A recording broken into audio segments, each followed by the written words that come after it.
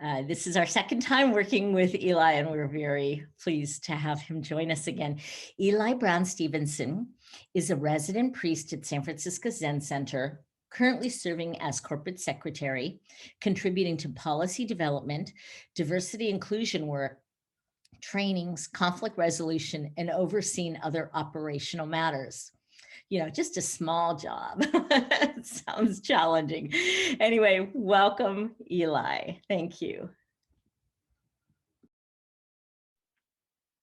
Thank you so much for that introduction, Indra. It's more corporate secretary, it's just a basket of Zen Center things. But thank you for also mentioning the lands that we're representing or that we're sitting upon, as well as the Asian violence that has been so devastating. And I certainly hope we address that as quickly as possible.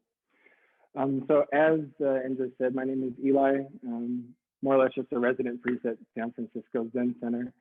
And today I will be taking you through what's called Zazen instruction or meditation instruction.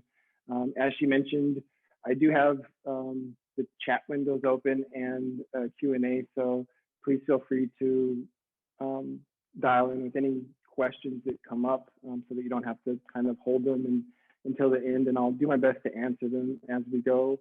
And if not, then we'll have a stack for the end. Let me see, is there any kind of staple things? Would I raise my volume, please? Absolutely. This is as loud as my computer goes. I can speak a little.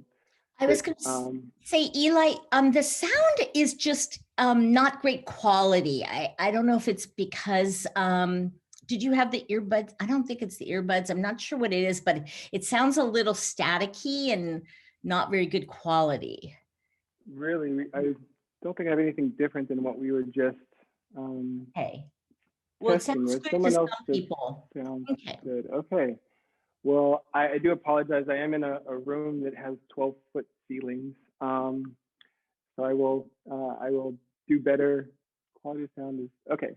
So it sounds like it might be better with earbuds. I do apologize, and this will just be something to practice with.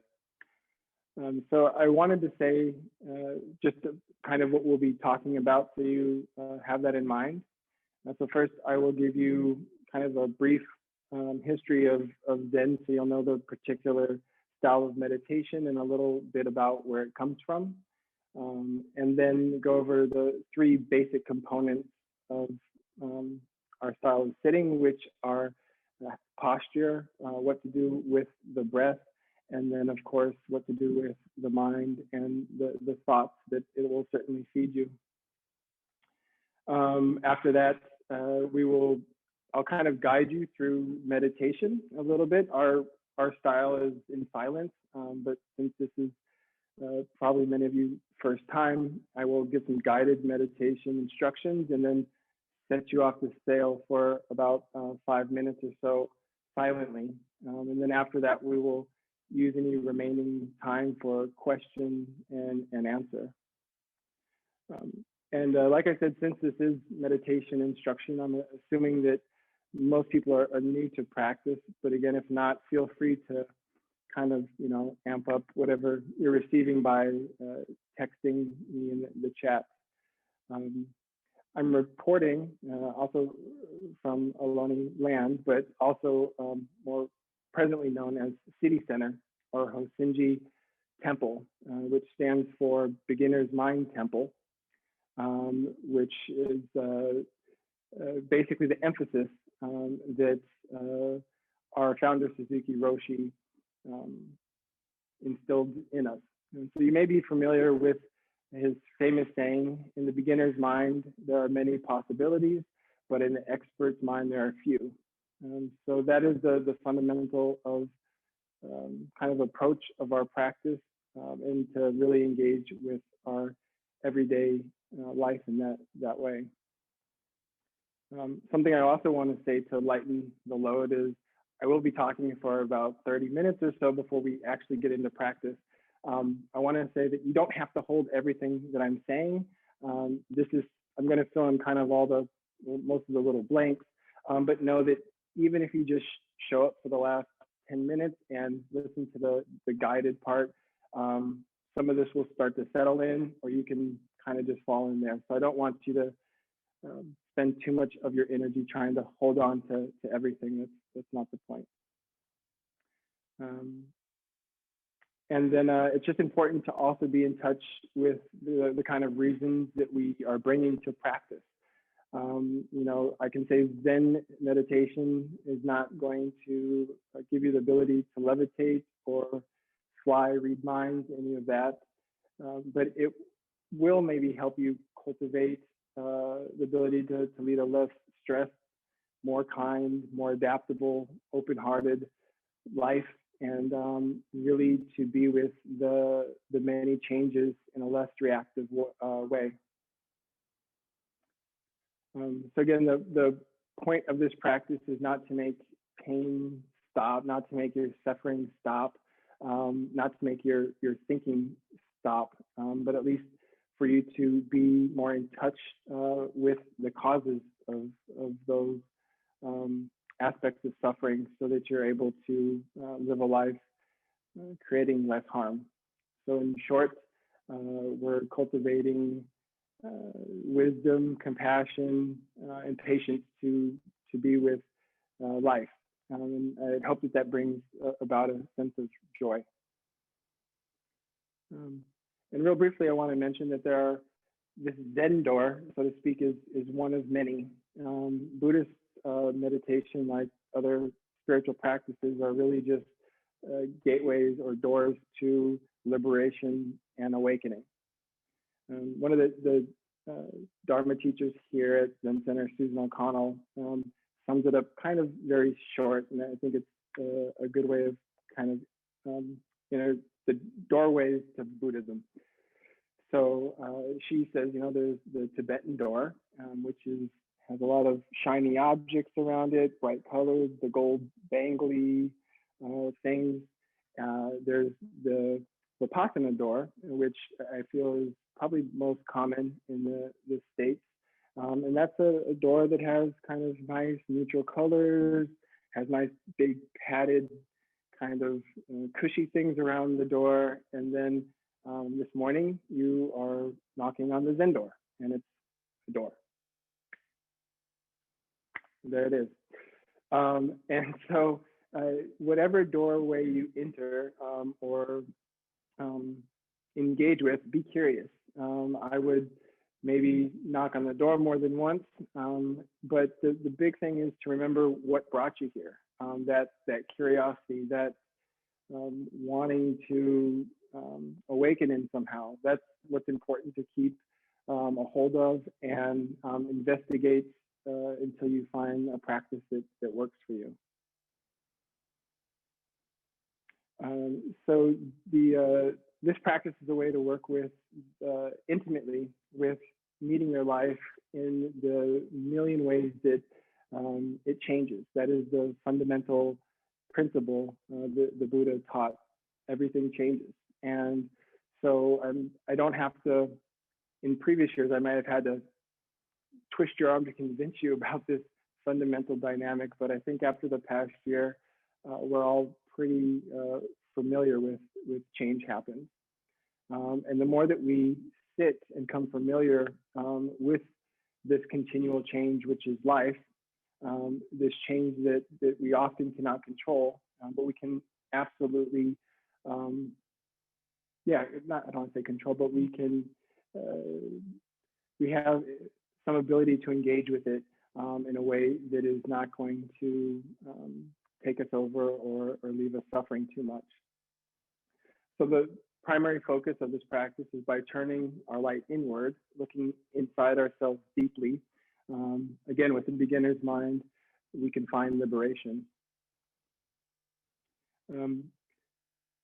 I encourage you to visit the museum. You can find a whole history of Buddhism and the different lineages, but to be very short and blunt, Zen Buddhism is based on warm hand to warm hand transmission. So it's never, in my understanding, someone pick up a book wrote by someone else somewhere and had the teachings transmitted to them. You can read great books like Zen Mind, Beginner's Mind, and tons of Buddhist text that is out there, but true practice cannot be maybe had that way. So this style of Buddhism, again, a very rough, brief form, started with the traditional Shakyamuni Buddha in India, migrated to China by a famous monk Bodhidharma, and then China to Japan by Eihei Dogen, and then from Japan to America by our founder Suzuki Roshi. So that's a very, again, brief history of perhaps how we are all gathered here today. All right, so now we're finally going to get into the meditation part of things. And again, I will take you through this when we're going to actually meditate, but I'm going to go through the different components. And the first thing we're going to talk about is posture. And this is one of the core practices of Zen posture, not only while we're sitting, but throughout our life. And it's important to remember when it comes to sitting, when the body becomes still, it's easier to calm the mind or to see where the mind is. That's it in a very simple form. The Buddha taught 4 different ways of meditating: walking, standing, sitting, and lying down. Today, primarily for time's sake, I'm going to just be covering the sitting styles. And even more specifically, I'm not going to get into the whole range of sitting postures, primarily similar to how I'm sitting now, on the ground or cushion, and then in a chair, because I feel those are the 2 most accessible forms and most commonly used. The main thing, or rule number 1, is protect your knees. Your physical well-being should be at kind of the top of your list. And if you can get yourself into a good foundation, the rest of your posture will automatically kind of just stay upright, awake, and alert. So a general kind of form thing is you want your hips, your hip level higher than your knees, so that you kind of have a downward angle in the chair. When we sit, it will be more 90 degrees, and I will show you that in a moment. But what you can see, and I'm gonna actually scoot back a bit. I had a little marker on the floor. I hope that, where's the marker? Okay, so I think if I set it up where I can kind of see myself, I think you can see my knees well enough. And make sure that your stable foundation really is in place, because it's going to allow you to have this openness in your upper body, so that your lungs have room to breathe, and that you can balance the rest of your body accordingly. The purpose is to be alert but relaxed.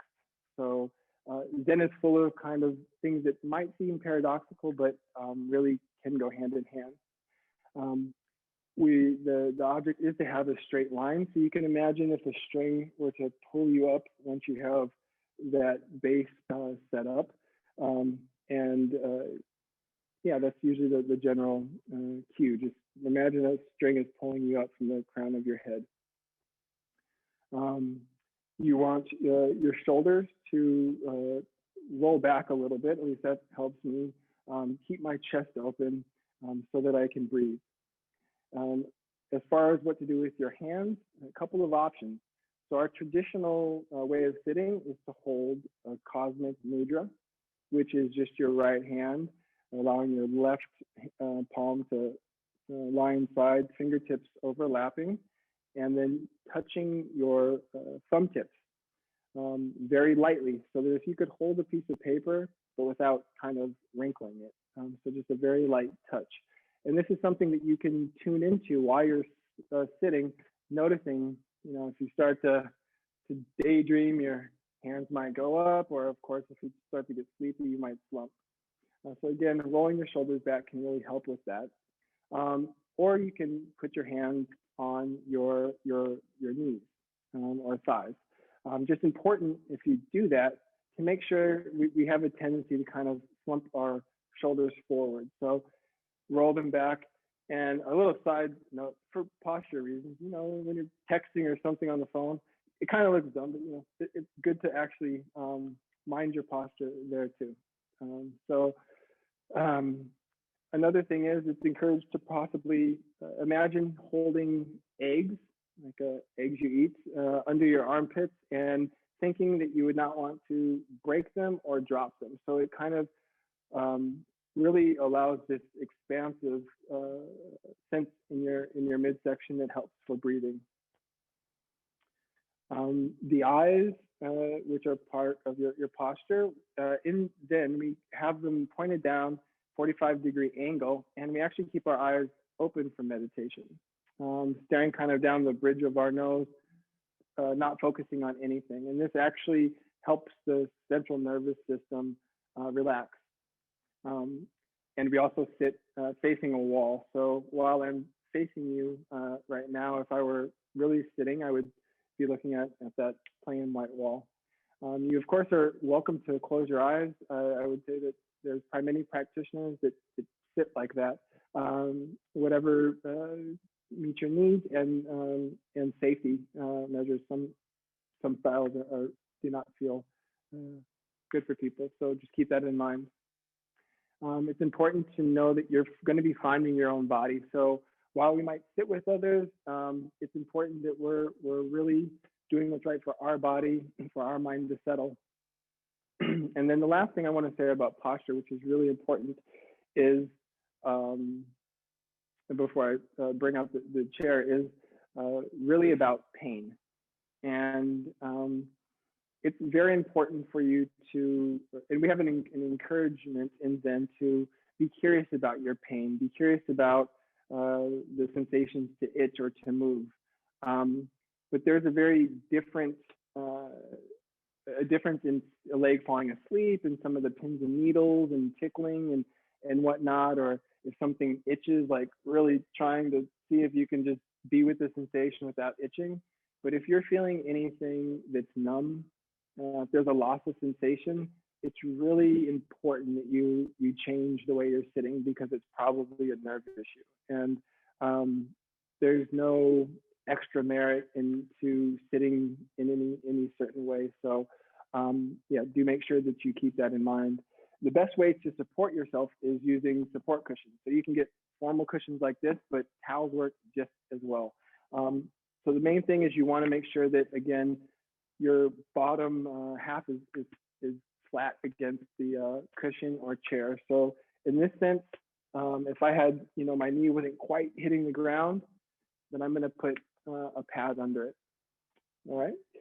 And as far as sitting positions, the only two I want to go over today are half lotus, and then perhaps three, Burmese and cross-legged.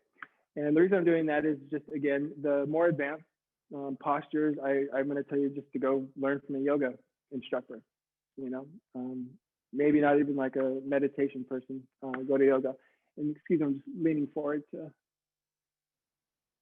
Martha. Says I find myself craning my neck forward to keep from leaning and falling backwards. Otherwise, I'm leaning an entire torso forward.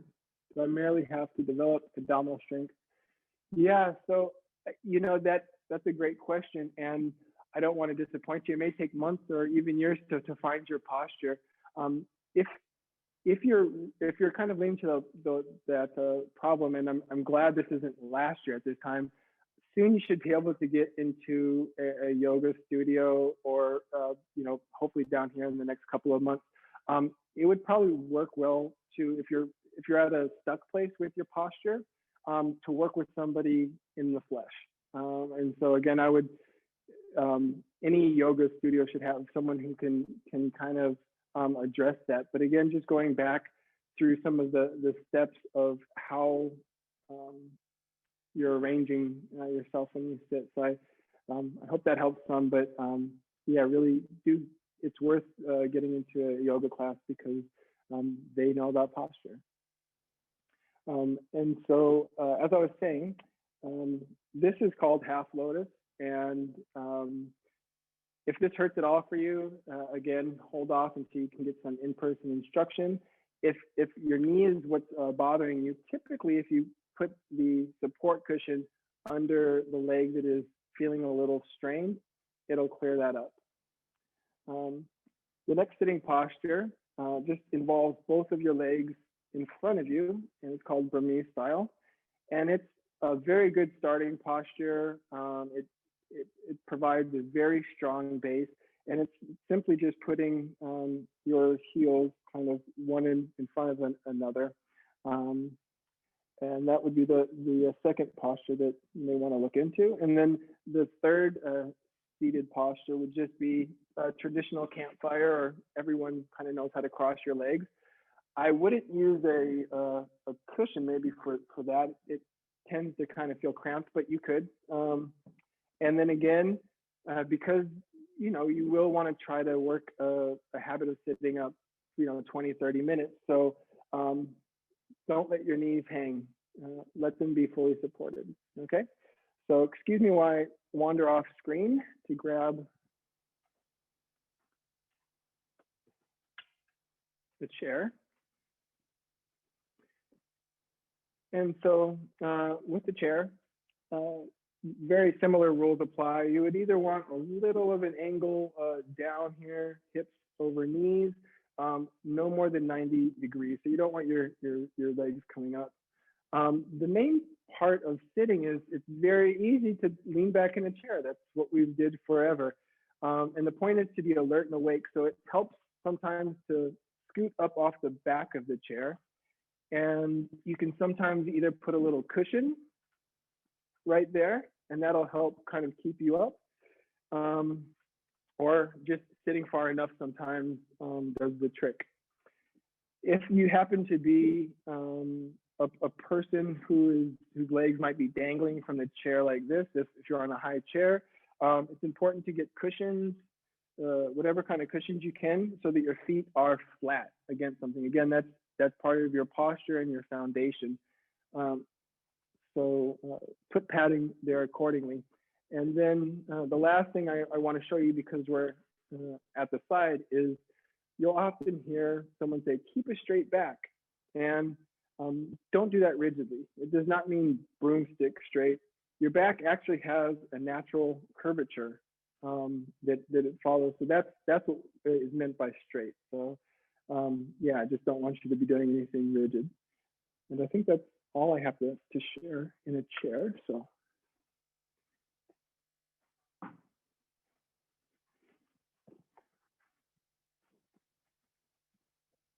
And then I'm not going to show anything else. So I think I'll scoot back up so I'm not as far away on the screen. All right, so moving along, checking on time. The second component that I wanted to cover was what to do with the breath. And so right before I come still, after I sit down and get into my posture, I will rock side to side and just start letting my breath kind of not get heavy, but it's really settling in. I'm starting to take a little bit more deep and intentional breaths, and even some audible exhales if I'm alone. If you're around a lot of other people, it can kind of be weird to do the, But if you're alone, I definitely suggest something very kind of just releasing. And then as you start to really feel the connection and come to a still spot, and slow the mind, because that's what we're doing during this time, and really just try to sense the change in your breath until you find your breath. And you're not going to be controlling your breath, but really just start to come to this meeting, feeling the rise and fall of the belly, the opening, the expanding and contracting of the chest. And just being with this sensation is the fundamental practice of Zen. And you hear me say that a lot, but that is the fundamental practice, coming back to the breath, coming back to the body. moment after moment. And as we're breathing, a general tip is to keep your tongue slightly atop the roof of your mouth, very lightly, and hold your kind of lips loosely. In other words, don't grind your teeth, or be mindful of clenching as well. Perhaps notice where the deepest point is in the body, where your breath is actually reaching. We try to, throughout the day, make sure we're taking deep breaths all the way down to our hara, or right down to our belly. And so when you become aware of that, again, in the natural flow, as you start to sit, that will allow your breath to really anchor the mind and the body. And that's fundamental. So that is breath. And the last area that I want to cover before we actually get into some practice is what to do with thoughts, sensations, and really just emotional energy that will definitely arise from you. There's no way that you can escape that. So it's important. In other traditions, when you sit, there may be more of a purpose, or even with Vipassana, to be very mindful. And it's not that you're not being mindful then, but you really are sitting and don't have to be anything for anybody. You don't have to be the mindful version of yourself. You actually are giving yourself a space where you can just drop it. You're just there to sit, just there to breathe, in this ordinary mind. And in a sense, that is enlightenment. To just be doing fully what you're doing. And so something around these thoughts and sensations and emotional energy that come up is why? Where do they come from? What did they do? And it's important to just always remember, so you don't take it personal, or don't identify with it. The mind literally has a mind of its own. It's important, again, and I know I said this earlier, that you're not going to be able to stop thoughts from arising. If that's your goal, this practice in itself will not help eliminate that. As I understand it, meditation is not about trying to stop thoughts or the thinking process. It's simply about trying to slow down enough so that when these thoughts arise, we actually notice them and are able to respond to them, meet them with our breath in the way they need to be met. There's an old Zen saying, do not invite your thoughts to have tea. So just again, acknowledging them and then going back to the breath and body. It's important to remember that thoughts multiply by association. So it's important when we notice we're thinking, we let them go rather than just feeding them. And that when they arise, we don't push them away necessarily, but yet we don't engage with them. It's just kind of like, oh, yeah, back to breathing. It's about open receptivity. When we open our bodies to what arises and pay close attention without judgment to the self or what arises, and just notice and know, we actually have a more intimate relation with anything that does come up. And I don't like to always encourage this, especially after the year we've had. But this even goes with the exciting thoughts, the good emotions, the pleasurable ones. Can we allow them to pass without looking into them or clinging to them, or really, in my case, I will run off into, fantasy or something, and imagining things. So again, whether they're positive or negative, we're trying not to grab, engage with, or reify these thoughts. Definitely not going into stories, and as best as we can, returning to the breath and allowing them to rise and cease on their own. So I think I'll leave you with one, popular imagery or metaphor that I'm sure you may have heard before, but that is like our if our mind was the sky and we held on to every kind of puffy cloud or storm cloud that came in our existence, we'd never see the blue sky. And so that's really what happens with our thinking mind when we overwhelm ourselves with emotional energy and sensations.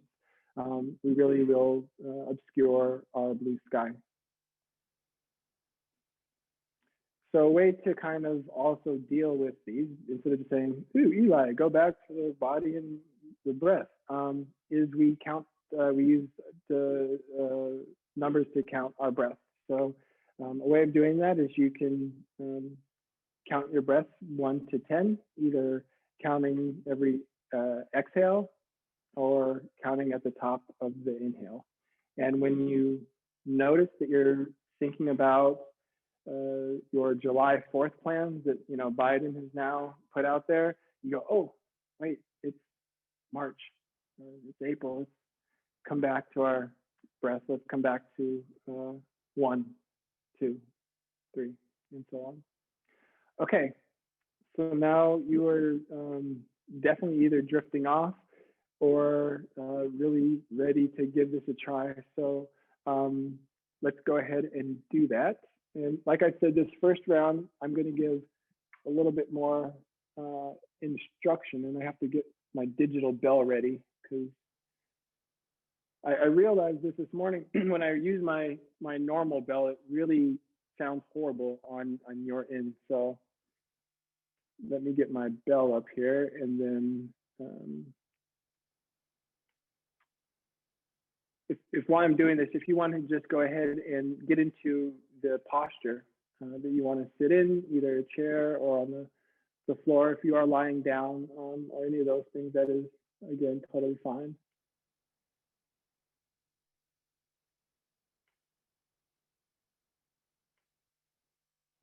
And we'll probably sit for just around 10 minutes. 5 of it or so will be under some brief instruction from me, and then I will let you be silent. Okay. Sorry if that's loud.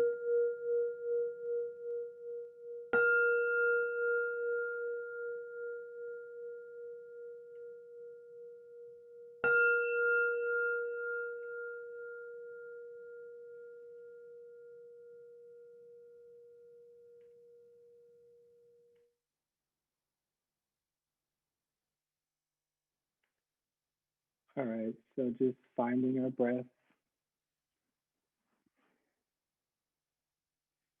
We're gonna take a couple of rocks back and forth, finding our feet. Just noticing where our legs or our butt are touching the earth. As you rock back and forth, take a couple of deep intentional breaths.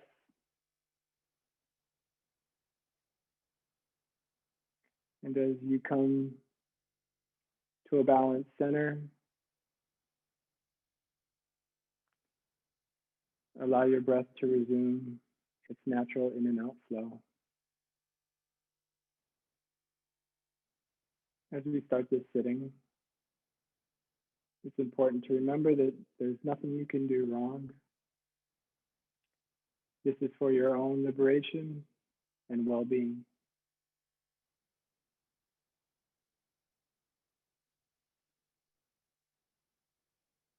And again, as you come to this still point, notice and feel the connections to the ground or your chair. Notice your posture, and if you need to imagine a string being pulled from the top of your crown, inviting your body into its natural upright curvature.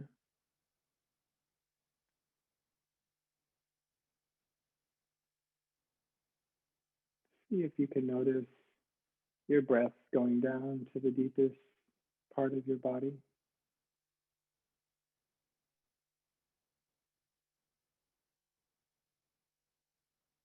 And for a moment, just be with that sensation.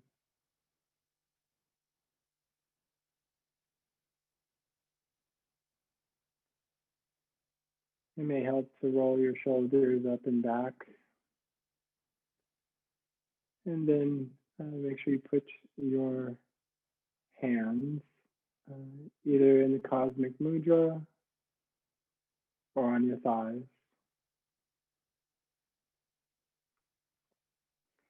If you're using the cosmic mudra, just make sure that your fingertips are lightly touching.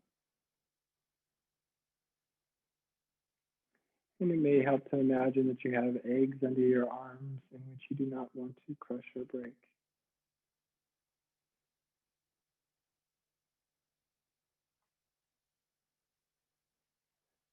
You can gently,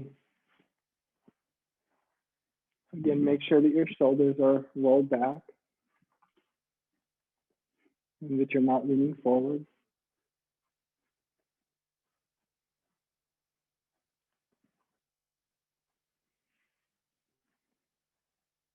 As you continue to settle, it's important to do a quick body scan and notice any adjustments that need to be made.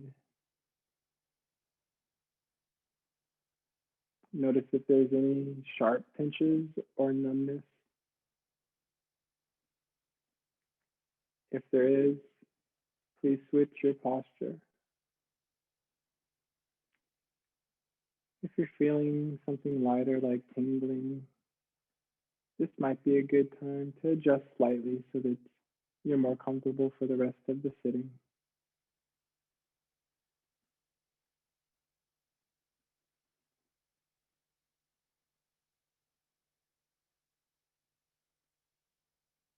And continue to just be in touch with the rising of the in-breath and exhalation of the out-breath. Suzuki Roshi said that there's an internal and an external universe, and our breath is just the door between the two. So we're just watching that door, our breath go in and out, in and out.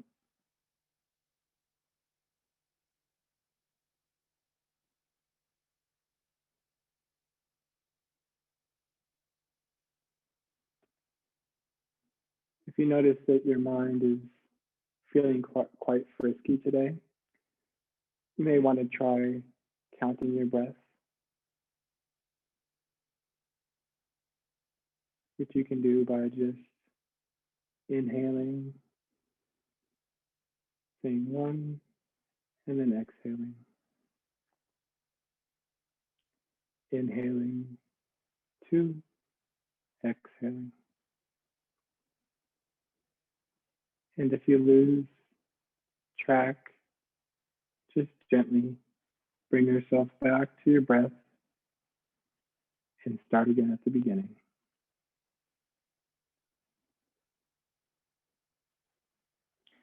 And now remember, as thoughts will surely arise, emotions and other types of energy, it's okay.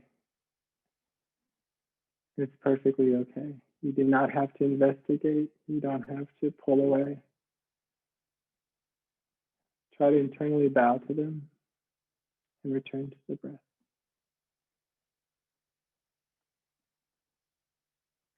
So for the next 5 minutes,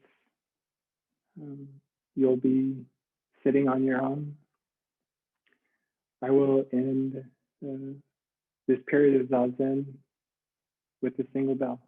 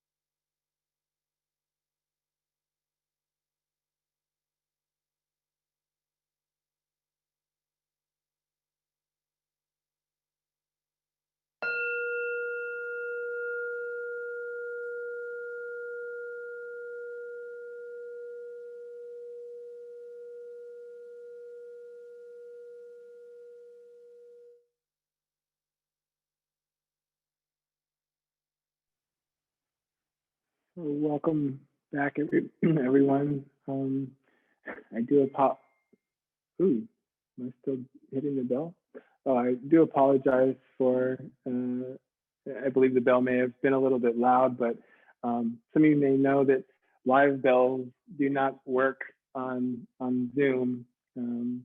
However, the digital bells seem to be extremely loud. So it looks like we have about 10 minutes for any questions or comments. I'm always curious to know how things went for people. We can answer some questions if you want to type them in the chat or the Q&A.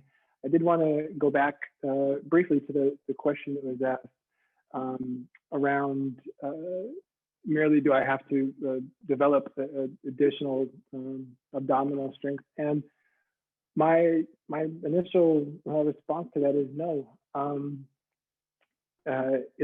Posture is usually it's kind of a form thing. In my experience, a way that you can observe that really easily is if you ever have seen a baby who just learns how to sit. It's kind of fascinating. They will, I can't even do it as an adult, sit, with my leg kind of bent and out, but they will have this unfathomably like very straight back. And I've never, none of my college went to any type of medical classes, but I do know at least that our skeletal system, when propped in the right way, should almost be able to support itself. So I just wanted to throw that out there. All right, so we've got some questions. What do you do with excessive background noise from another room? Well, that is the actual concept of practice is just that. It's not put up with it, deal with it. It's actually experience how you're meeting that. And again, can you meet that in a way that it's not as perhaps frustrating to you? And I don't know what the noise is or the conditions of the noise, but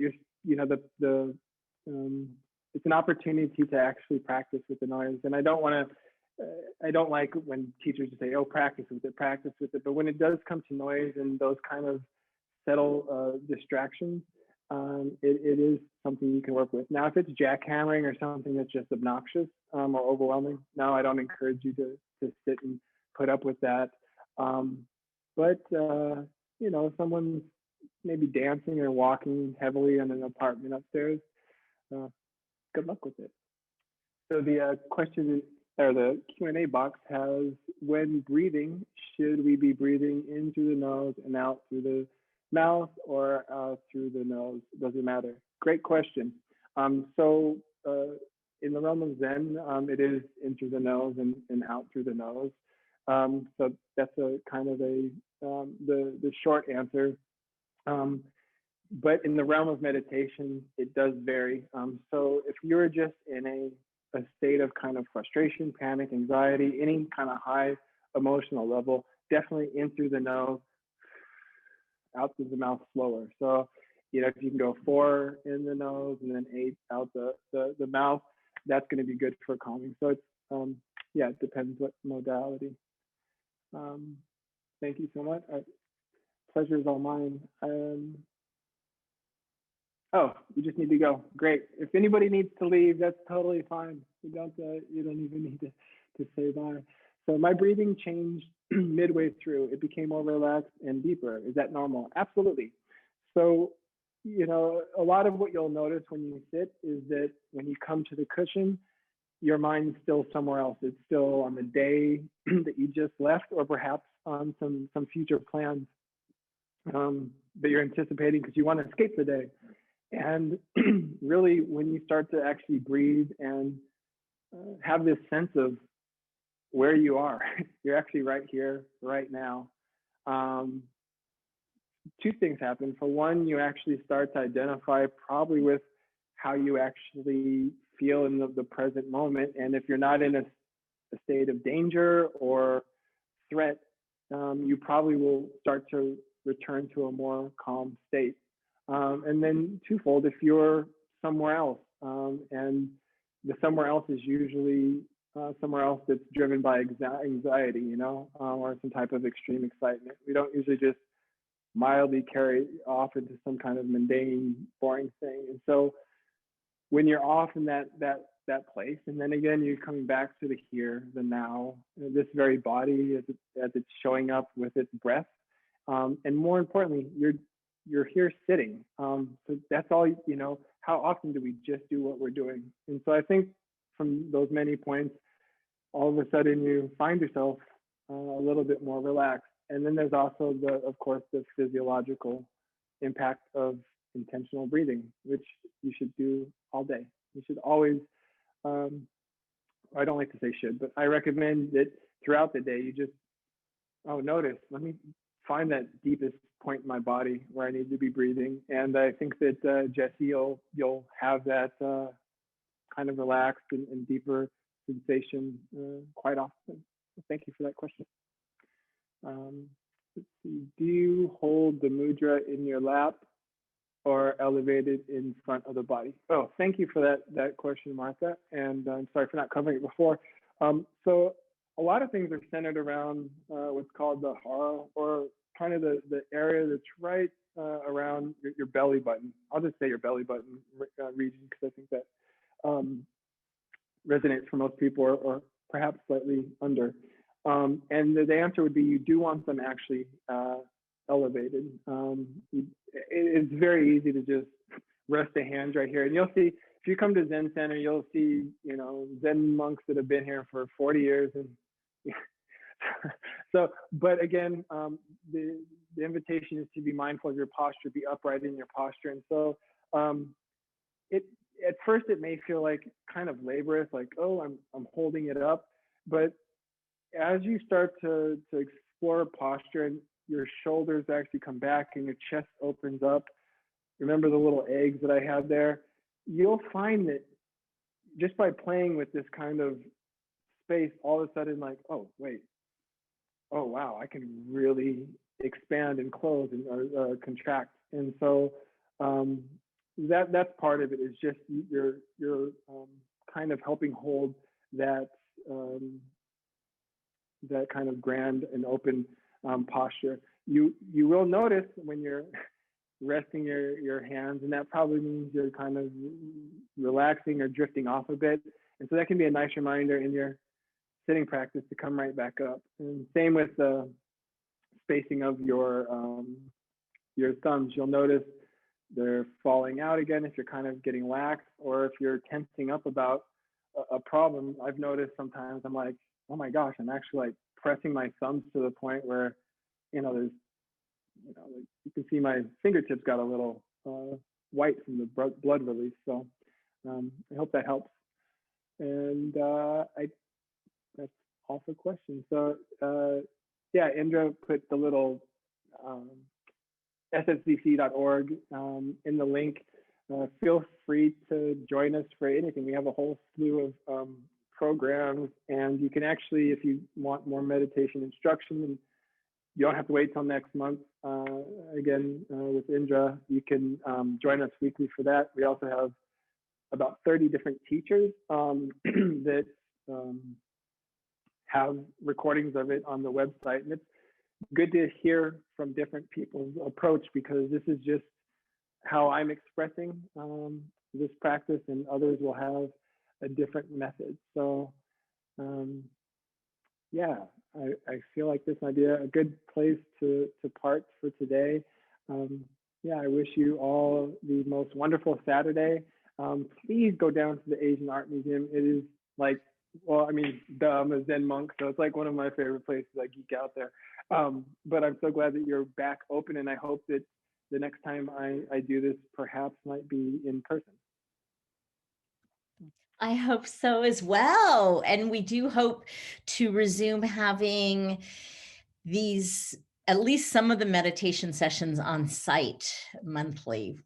We'll see what happens, but for now they'll be virtual. Thank you all so much for joining us. And Eli, it's a pleasure. I really incorporated a lot of what you said and helped my sit.